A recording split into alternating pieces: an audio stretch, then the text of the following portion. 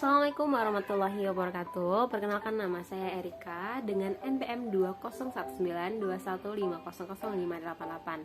Di sini saya akan sedikit menjelaskan tentang isi buku yang saya baca yang berjudul 99 Intisari Skill Berbicara yang ditulis oleh Bogi Artiningsih dan diterbitkan oleh Andaliman Books. Buku ini memiliki ketebalan 212 halaman. Nah, dalam buku ini terdapat 99 langkah konkret untuk menjadi pembicara ulung dalam situasi apapun. Ada beberapa poin yang akan saya sampaikan dalam buku ini. Yang pertama adalah komunikasi yang efektif. Jadi, suatu komunikasi dikatakan efektif apabila yang kita sampaikan dapat dipahami dan diterima oleh lawan bicara.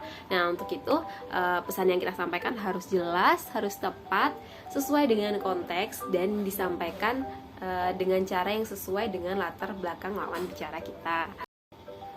Poin selanjutnya yaitu etika berbicara.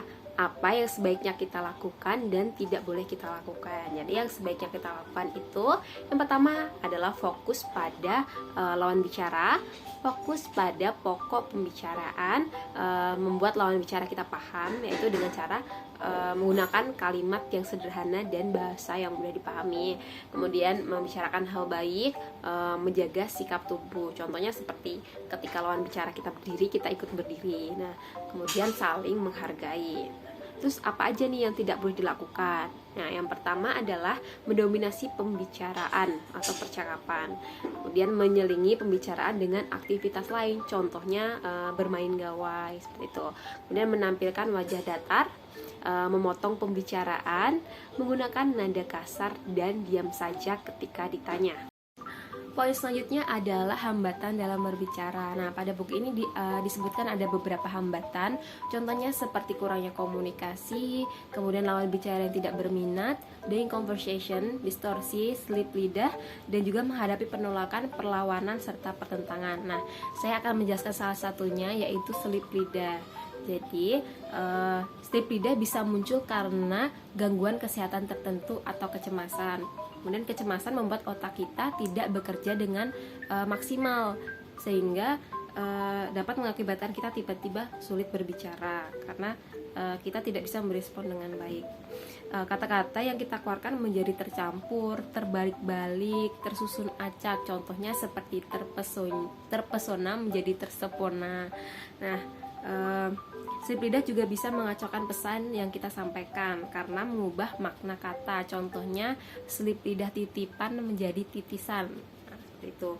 Nah, slip lidah juga bisa muncul karena rendahnya daya ingat kita dan kurangnya konsentrasi.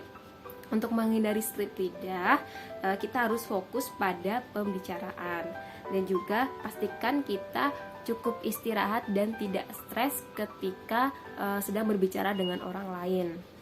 Nah, apa yang harus kita lakukan nih ketika tiba-tiba kita slip lidah? Nah, yang harus kita lakukan adalah tetap tenang, kemudian melanjutkan percakapan dan jujur sampaikan apa yang menyebabkan kita slip lidah. Contohnya seperti grogi atau yang lainnya.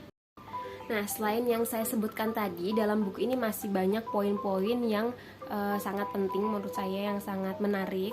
Ada juga di sini langkah-langkah untuk terampil berbicara dalam berbagai situasi, contohnya seperti wawancara kerja, mewawancarai, debat, presentasi, dan masih banyak lagi.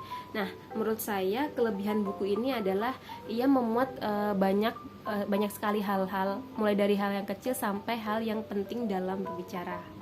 Nah, sekian yang dapat saya sampaikan, kurang lebihnya mohon maaf. Wassalamualaikum warahmatullahi wabarakatuh.